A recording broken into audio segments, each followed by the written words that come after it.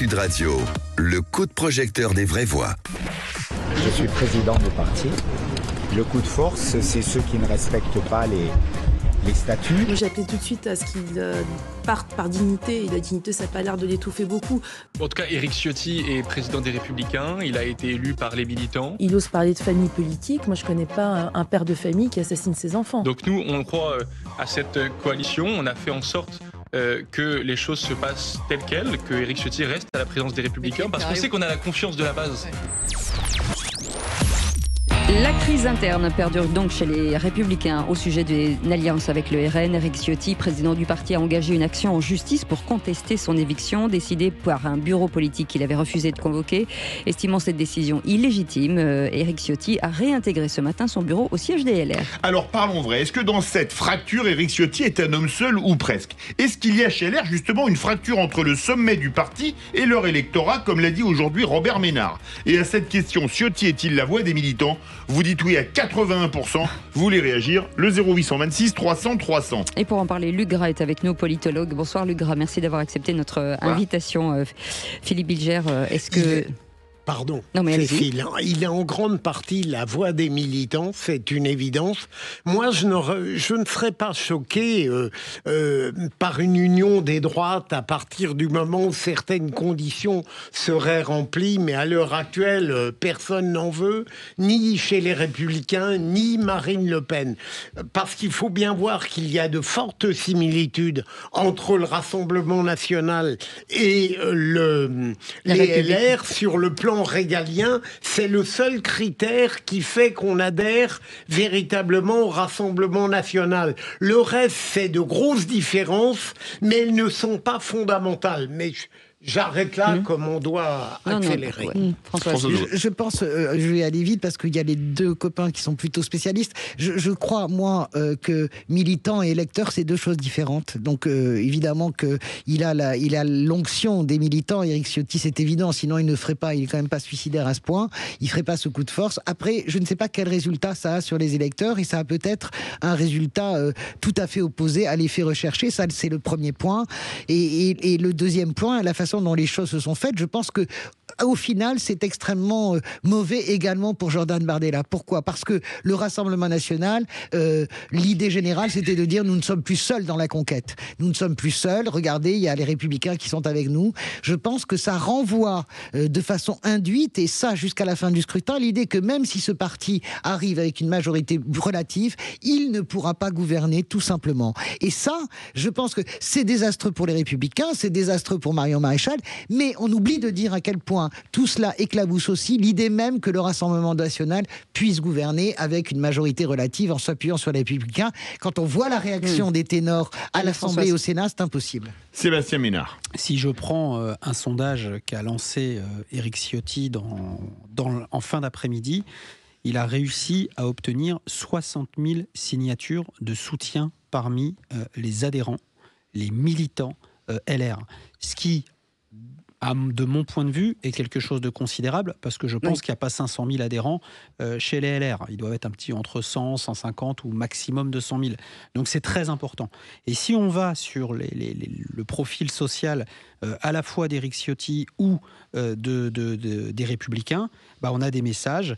Les cadres qui ont refusé cet accord ne pensent qu'à leur propre intérêt et pas au peuple français. Certains disent bravo à Monsieur Ciotti, etc., etc. La réalité, c'est qu'effectivement, ce fut par le passé ma famille politique, et quand je discute avec un certain nombre d'amis, toujours, je dirais, en fonction chez les LR, ils ont la droite dure un peu honteuse. Mais la réalité, c'est que la base militante, et j'irai même un peu plus loin et je ne suis pas d'accord avec Françoise, une grosse partie de la base électorale, c'est de toute façon déporté. Le poids politique, c'est un questionnement que j'avais. Le poids politique des LR, c'est pas malheureusement pour eux le score de mon ami, qui reste mon ami, François-Xavier Bellamy. C'est pas ça du tout. Les électeurs se sont d'ores et déjà barrés et ont d'ores et déjà voté, notamment aux européennes, pour Jordan Bardella. Donc les électeurs de droite et les militants, au premier desquels les militants LR, approuvent ça. C'est autre chose, une législative. Allez, l'avis de Luc Gras, politologue. Bonsoir Luc Gras, merci d'avoir accepté cette invitation. On rappelle de cette question, Ciotti est-il la voix finalement des militants, à en croire ce que dit Sébastien Ménard ? Oui.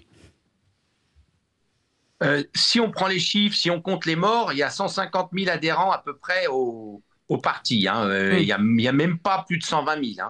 Alors qu'autrefois, c'est un parti qui avoisinait plus de 500 000. Donc, vous voyez, il y a une déperdition énorme. Donc, c'est vrai que ça va dans le sens de ce que dit Sébastien Ménard, c'est que beaucoup sont déjà partis. Bon, la question, c'est les militants de base sont en fait complètement perdus parce qu'il y a eu tout un travail idéologique qui a été complètement abandonné à partir de 2002.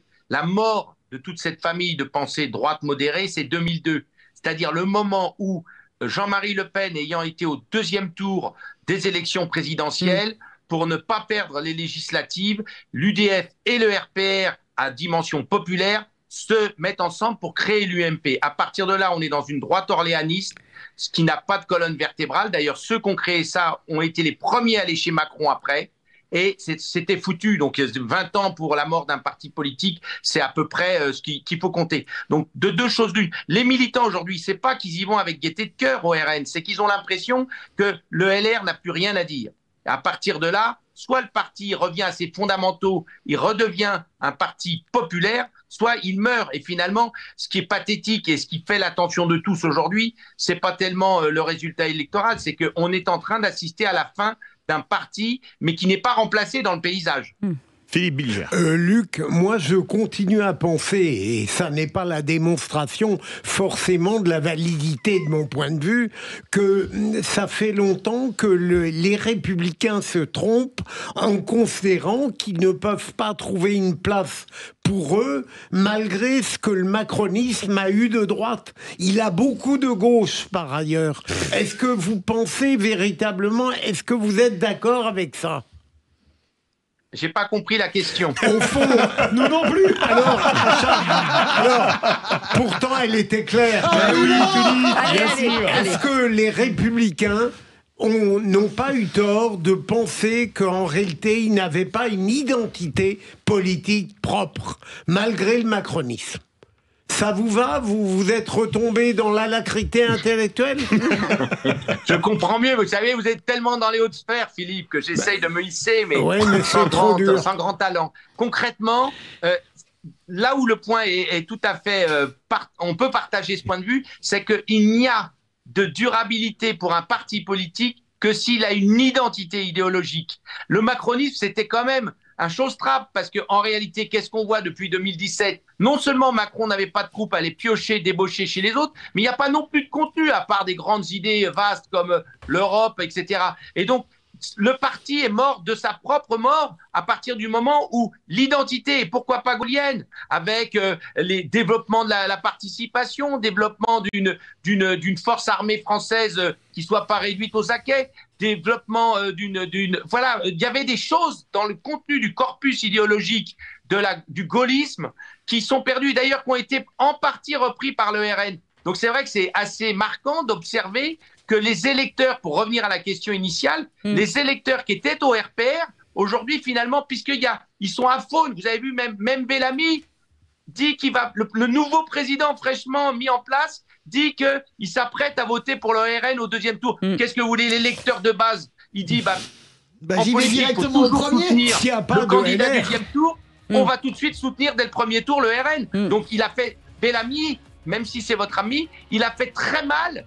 Bien sûr. Il a fait très mal Parce qu'il est à mauvais ce parti politiquement. qui est en difficulté. Parce que quand on veut exister politiquement, on n'annonce pas déjà la couleur de son vote au deuxième tour. On soutient son candidat et on dit de toute manière, il n'y aura pas d'alternative parce que nous allons rebondir. Mais c'est évident. Quelle Merci faute lourde. beaucoup. Quelle faute lourde. Merci beaucoup, Luc Pas d'accord Gras, du tout. d'avoir été avec nous. Merci mille fois. Merci Philippe Bilger. Merci Françoise Degois. Merci Merci. Sébastien Ménoir. Salut. Dans un instant, les vraies voix qui font rouler la France. Et on reviendra sur cette taxe qui s'abat sur les voitures chinoises. Et puis finalement, est-ce que finalement les Européennes vont mettre un coup d'arrêt à la voiture électrique ? On en parle dans un instant.